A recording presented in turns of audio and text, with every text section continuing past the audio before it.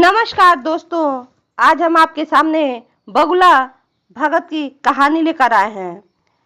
एक वन प्रदेश में एक बहुत बड़ा तालाब था। हर प्रकार के जीवों के लिए उसमें भोजन सामग्री होने के कारण वहां नाना प्रकार के जीव, पक्षी, मछलियां, कछुए, केकड़े आदि वास करते थे। पास में ही बगुला रहता था, जिसे परिश्रम करना बिल्कुल अच्छा नहीं लगता था। उसकी आंखें भी कमजोर हो चुकी थी। मछलियां पकड़ने के लिए तो मेहनत करनी पड़ती है, जो उसे खलती थी, इसलिए आलस्य के मारे वह प्रायः भूखा ही रह जाता था। एक टांग पर खड़ा होकर यही सोचा करता कि क्या उपाय किया जाए कि बिना हाथ पैर हिलाए रोज भोजन मिल जाए। एक दिन उसे उपाय सूझा तो वह उसे आजमाने बैठ गया। बगुला तालाब के किनारे खड़ा हो गया और लगा आंखों में आंसू बहाने। एक केकड़े ने उसे आंसू बहाते हुए देखा तो उसके निकट आया और पूछने लगा, मामा, मामा, क्या बात है? भोजन के लिए मछलियों का शिकार करने की बजाय खड़े आंसू बहा रहे हो। बगुले ने जोर से हिचकी ली और भर्राए गले से बोला, बेटा, बहुत कर लिया मछलियों का शिकार।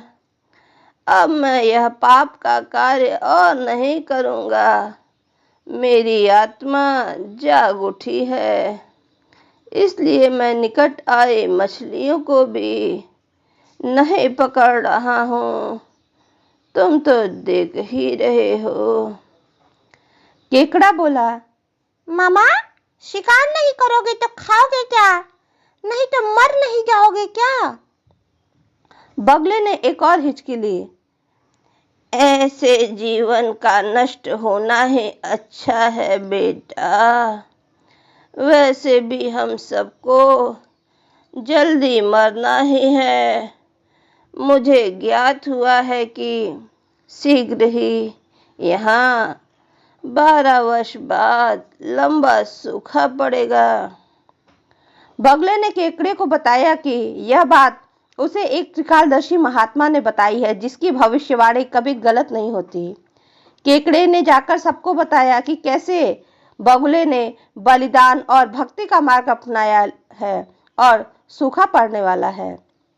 उस तालाब के सारे जीव, कछुए, केकड़े, बतखे, सारस आदि दौड़े दौड़े बगुले के पास आए और बोले, भगत मामा, भगत मामा, अब तुम ही हमें कोई बचाव का रास्ता बताओ। अपनी अकल लड़ाओ और तुम तो महाज्ञानी बन गए हो। बगले ने कुछ सोच समझकर बताया कि वहां से कुछ कोस दूर एक जलाशय है, जिसमें पहाड़ी झरना बहकर गिरता है।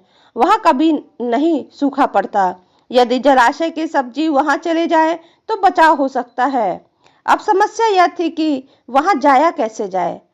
बगले भगत ने यह समस्या भी सुलझा दी। मैं तुम्हें एक एक करके अपनी पीठ पर बिठाकर वहां पहुंचाऊंगा, क्योंकि अब मेरा सारा शेष जीवन दूसरों की सेवा में ही गुजरेगा। सभी जीवों ने गदगद होकर बगला भगत की जय, बगला भगत की जय के नारे लगाए। अब बगला भगत की पौ बारह हो गई। वह रोज एक जीव को अपनी पीठ पर बिठाकर ले जाता और कुछ दूर ले जाकर एक चट्टान के पास ले जाकर उसे पकड़कर पटक कर मार डालता और खा जाता। कभी मूड होता तो भगत जी 2 फेरे भी लगा लेते और 2 जीवों को चट कर जाते। तालाब के पास जानवरों की संख्या घटने लगी। चट्टान के पास मरे जीवों की हड्डियों का ढेर बनने लगा और भगत जी की सेहत बनने लगी। खा खा कर वह खूब मोटा हो गया। मुख पर लाली आ गई और पंख चर्बी के तेज से चमकने लगे। उन्हें देखकर दूसरे जीव कहते थे, देखो देखो, दूसरों की सेवा का फल पुण्य भगत जी के शरीर को लग रहा है। बगला भगत मन में ही बहुत खूब हंसता। वह सोचता कि देखो दुनिया में कैसे कैसे मूर्ख जीव भरे पड़े हैं, जो सबका विश्वास कर लेते हैं। ऐसे मूर्खों की दुनिया में थोड़ी चालाकी से काम लिया जाए तो मजे ही मजे हैं। बिना हाथ पैर हिलाए खूब दावत उड़ाई जा सकती है। संसार में मूर्ख प्राणी को ही काम करने का मौका मिलता है। बैठे बैठाए पेट भरने का जुगाड़ हो जाए तो सोचने का बहुत समय मिल जाता है। बहुत दिन यह क्रम चला। एक दिन केकड़े ने बगुले से कहा, मामा मामा, तुमने इतने सारे जानवर यहाँ से वहां पहुंचा दिए, लेकिन मेरी बारी अभी तक नहीं आई। भगत जी बोले, बेटा आज तेरा ही नंबर लगाते हैं, आजा मेरी पीठ पे बैठ जा। केकड़ा खुश होकर बगुले की पीठ पर बैठ गया। जब वह चट्टान के निकट पहुंचा तो वहां हड्डियों का पहाड़ देखकर केकड़े का माथा ठनका। वह हकलाता हुआ बोला, ये हड्डियों का ढांचा कैसा है? वह जलाशय कितनी दूर है मामा?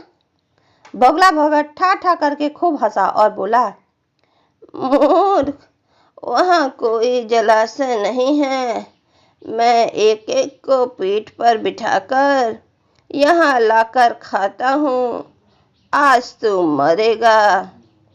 केकड़ा सारी बातें समझ गया। वह सिहर उठा, परंतु उसने हिम्मत न हारी और तुरंत अपने जंबूर जैसे पंजों को आगे बढ़ाकर उसने दुष्ट बगुले के गर्दन को दबा दिया और तब तक दबाए रखा जब तक कि उसके प्राण पखेरु न उड़ गए। फिर केकड़ा बगुले भगत का कटा सिर लेकर तालाब पर लौटा और सारे जीवों को सच्चाई बताई कि कैसे दुष्ट बगुला भगत उन्हें धोखा दे रहा था। इस कहानी से दोस्तों हमें ये शिक्षा मिलती है कि दूसरों की बातों पर आंख मूंद करके विश्वास नहीं करना चाहिए। मुसीबत में धीरज और बुद्धिमानी से कार्य करना चाहिए। धन्यवाद दोस्तों। यदि आपको ये कहानी अच्छी लगी तो प्लीज इसे लाइक शेयर सब्सक्राइब करना ना भूलें।